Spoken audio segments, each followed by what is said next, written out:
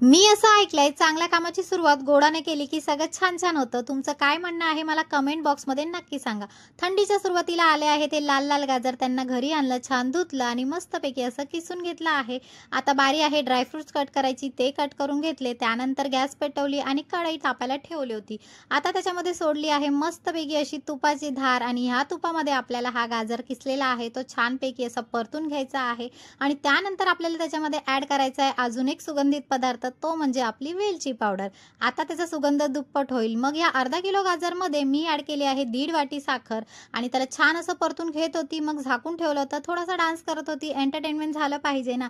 झाकलेलं होतं आता काढलं. थोडंसं त्याला पाणी सुटलं आहे. आता त्याच्यामध्ये ॲड केले आहे 2 वाटी दुधाची. आता आपल्याला ह्याच्यामध्ये पाणी अजिबात घालायचं नाही. मी अजिबात वापरलेलं नाही. आपल्याला दुधातच करायचं आहे.